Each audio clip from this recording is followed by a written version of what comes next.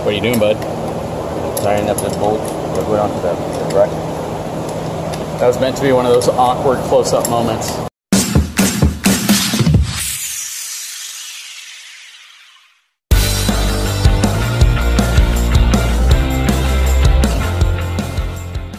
Hey, good morning, everyone. So I'm on my way over to Truckmasters to get some work done to the truck.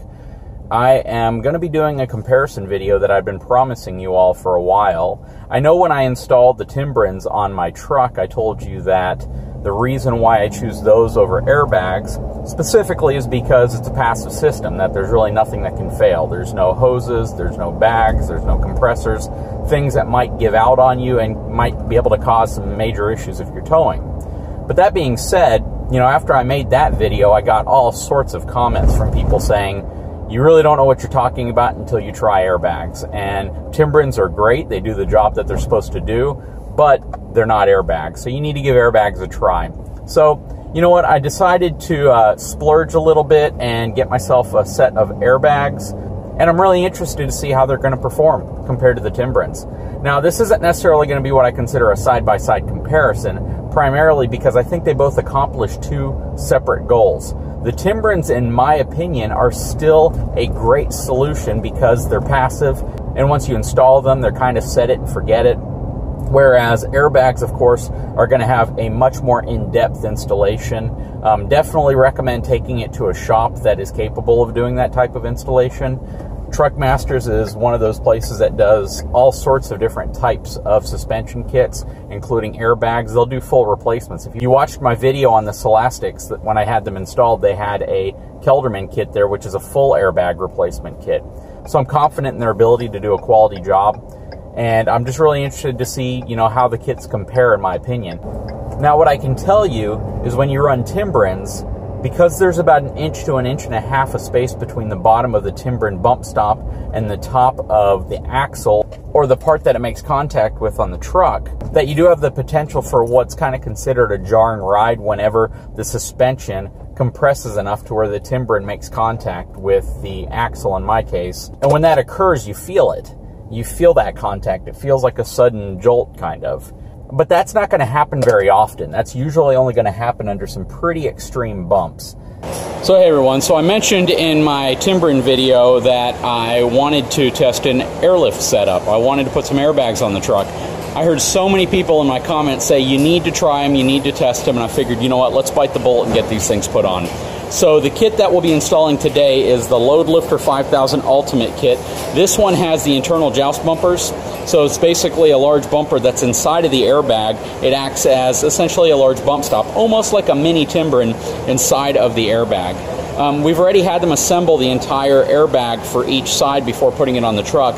My system's also going to have the WirelessAir system, which is the compressor that gives me the ability to control each airbag independently on the back of the truck.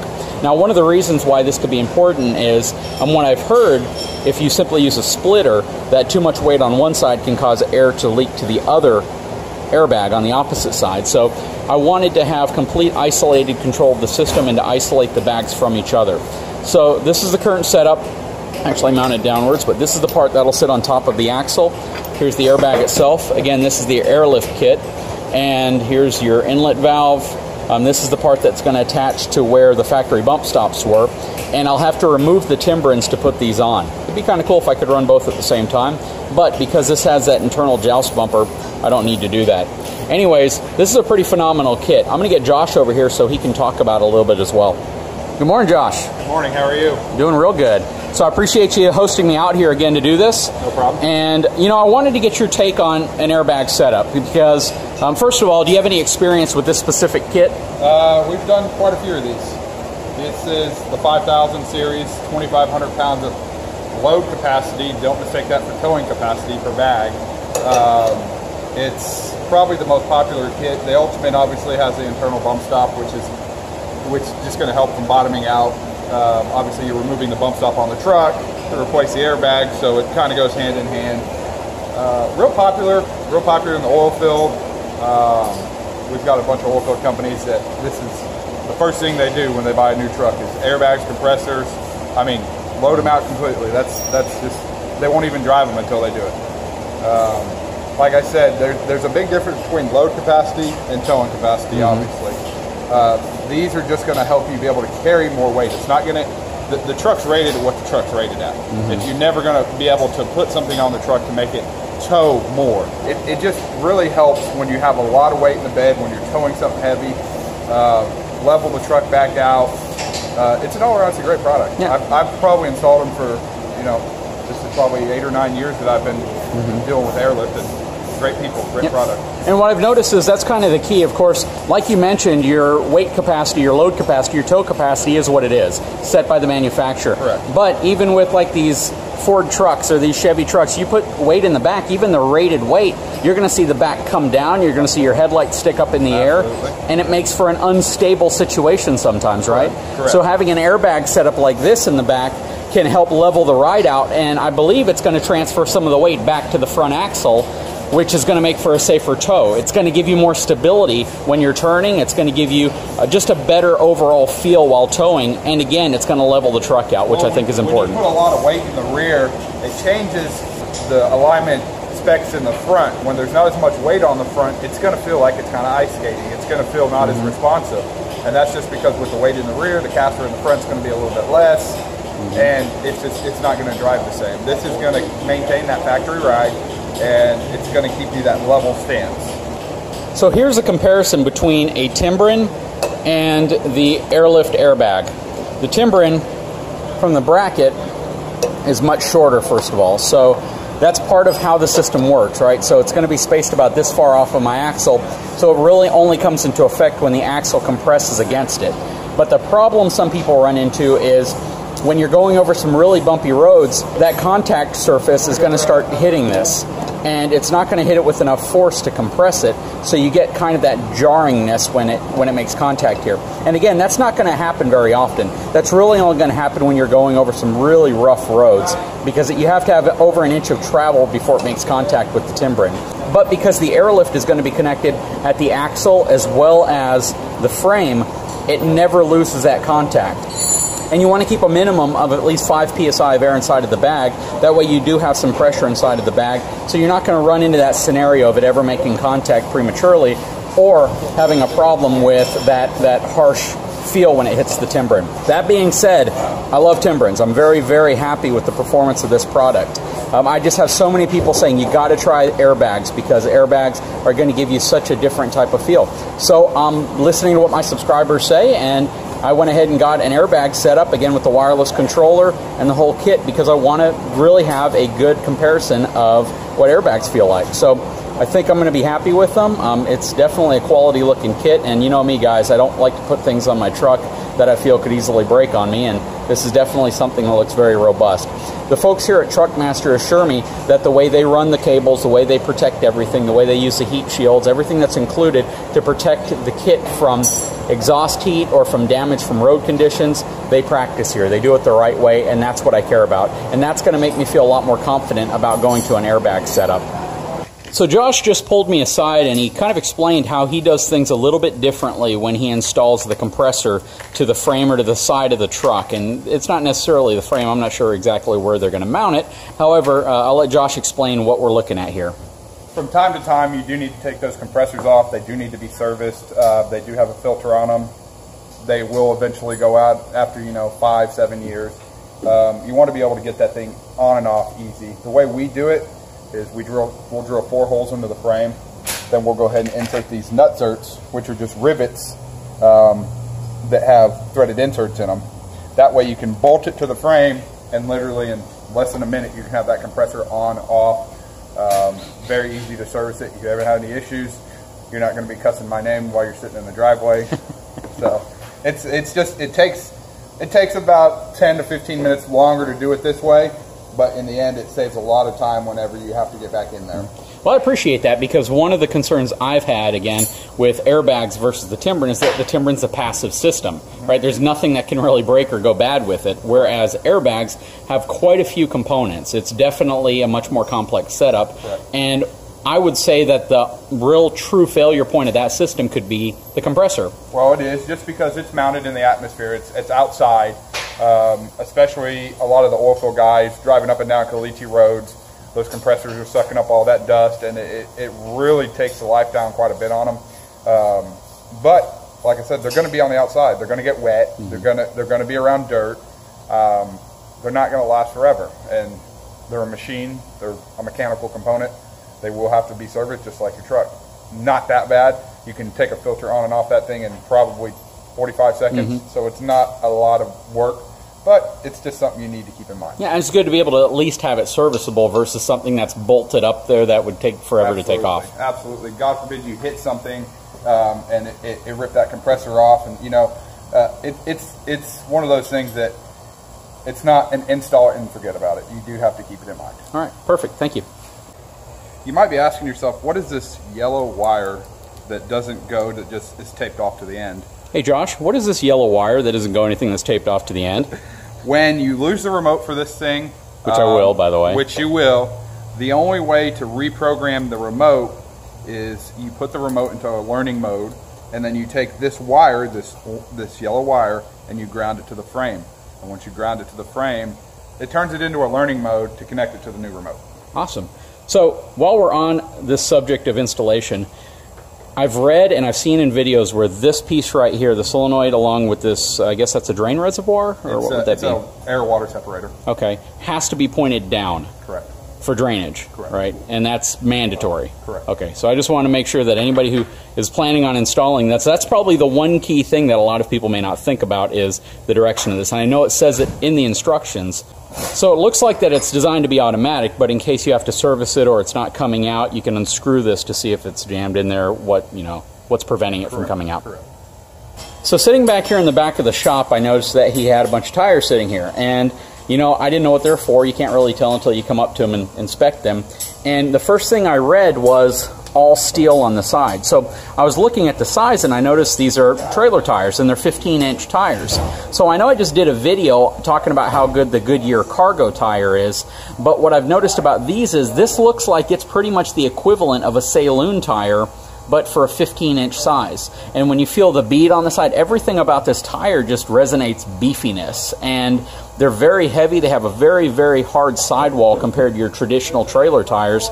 So I wanted to talk to Josh real quick and kind of ask his opinion of, why he purchased these tires. And believe it or not, he actually got them from the same place that I got my Saloon tires, which is simpletire.com. So, Josh, what's the deal with the tires? This is going on a boat trailer that we have. I'm tired of every year having to replace tires. The boat weighs about 7,500 pounds, so it's pretty heavy. And it just seems like every summer when we take it out for the first time, we're either patching a tire, replacing a tire, and I got tired of it. So I did some research. I found the size that we have now, and I found that MasterTrack makes it in a 12-ply. Cool. I'll call one of my distributors and get them. Well, 3 hours later, nobody I knew in the world had them. So I did a search on Simple Tire. They had them. Really good price. I ordered them, and believe it or not, they were here 2 days later.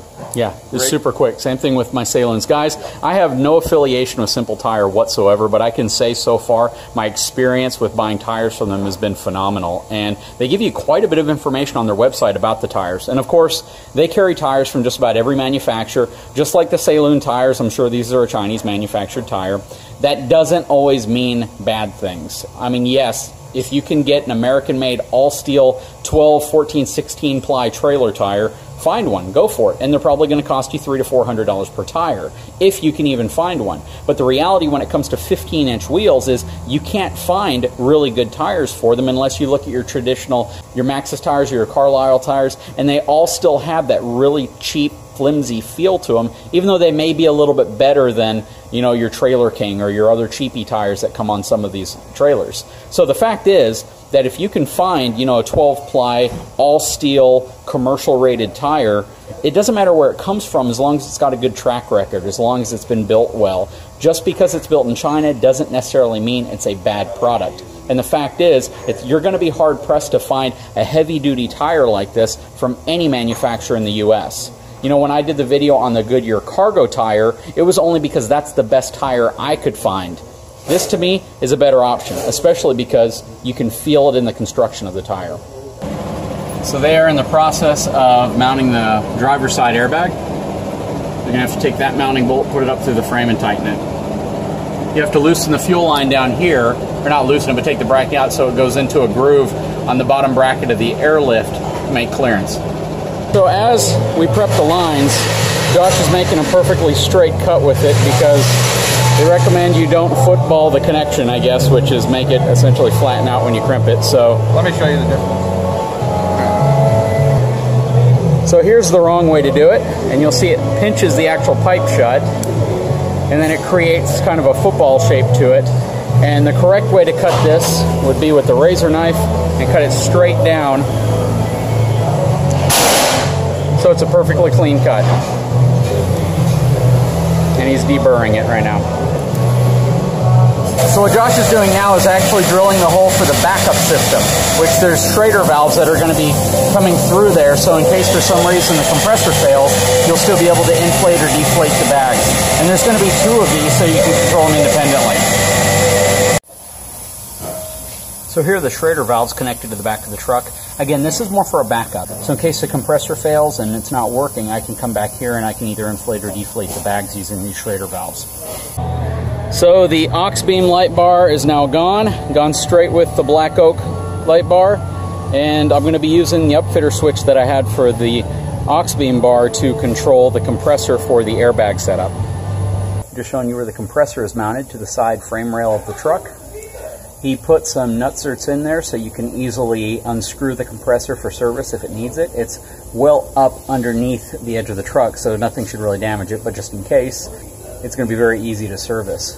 They're still connecting some of the wires, as well as the circuitry that's actually going to control each airbag. But this is what it looks like so far. So a couple things I wanted to go over about this Airlift kit is, first, it has a lifetime warranty on the entire spring assembly, the entire kit associated with the airbags, the mounts, all of that stuff, the hoses, lines. Now it has a 60-day, no questions asked, money-back guarantee, but the compressor has a 2-year warranty on it. So if there's any issue with the compressor, that's also covered for 2 years. A question that I asked Josh, and he confirmed, was if you wanted to upgrade to a larger compressor, let's say install like a WirelessAir compressor, you can do that. It would actually probably inflate the bags a little quicker, but just be cautious. By doing that, you may actually void a warranty, simply because you're not using matching components.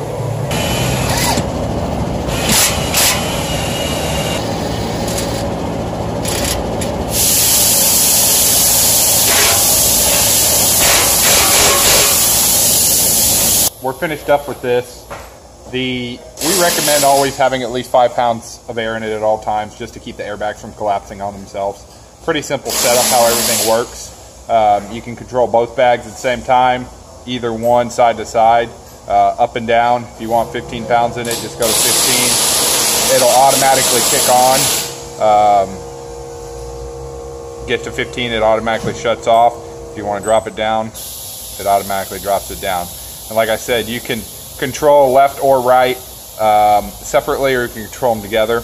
It's got a preset mode on here, 1 and 2. You get to the pounds you want, the PSI you want, let it air up. Once it gets there, you just hold the button down and it'll automatically preset it. So if you have a trailer that you use every day or quite often, you'll hook that trailer up, you'll figure out where it sits level, you'll find that PSI, you'll hold the button down, and then it'll automatically set itself. And once you do all that, every time you hook up to the trailer, all you do is press the preset and you're ready to go. So guys, even though the timbrens are coming off of my truck, they're going to have a new home on Josh's truck.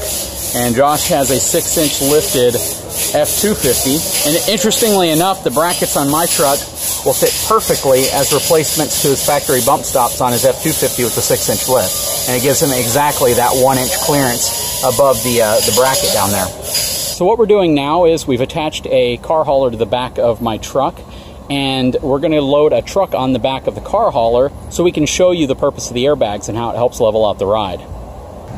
Okay, so we're going to start loading this F450 pickup truck on the back of this trailer.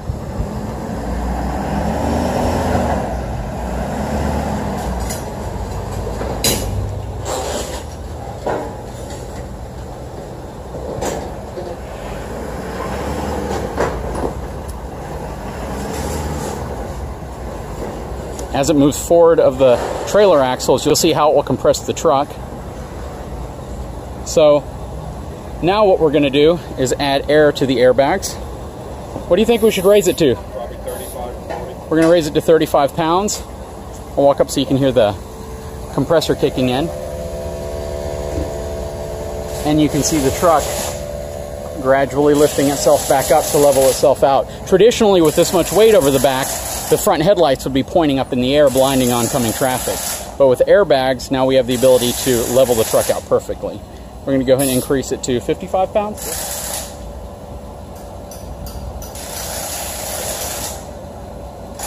Might do it with a tape measure. I'm not sure it'll look better. Yeah, we probably need to do it with a tape measure to see it better. So what I've done is I've raised the total pressure right now to 65 pounds. I'm going to drop it down to 5 pounds so you can see how much the truck starts to squat down with this weight over the back at 5 pounds. So I'll just press this down to 5. And you can see the truck slowly lowering back down.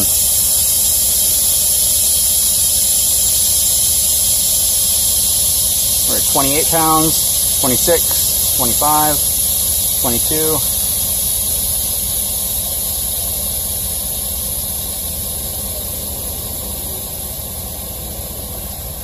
And it's right at 5 pounds. So you can definitely see how this system can help level out the truck with load. And this is a pretty good test. I mean, an F450 single rear wheel crew cab long bed truck isn't exactly a light truck. And this truck even has some modifications to it as well. So what would you say this truck weighs? Probably about 8,500 pounds in that range? 8,000 to 8,500 pounds. 8,000, 8,500 pounds. So, and of course we've balanced as much of the weight over the trailer because that's what you really should do. You don't want the weight too far forward because then you're going to be putting too much pin weight. However, this is a good example of how the airbags work. And you can see that the truck has a slight dip in the back. I'd probably say right now it's maybe dipping maybe inch and a half. So when you put air in the bags, you can get right back up to the normal ride height, adjust your headlights so they're facing the right way instead of pointing up at people. And this is really a good testament to how this system works. So overall, I'm incredibly impressed with this install. I'd have to say Josh and the guys over here at Truckmasters, again, did a phenomenal job. You know, this is a great partner to my channel. Honestly, you want quality work done, this is a place to go. And I believe since the last video, you've had people that have actually come out of town specifically to come to you. Yeah, we've had people come from Nevada, Ohio, Idaho, and they drive all the way down.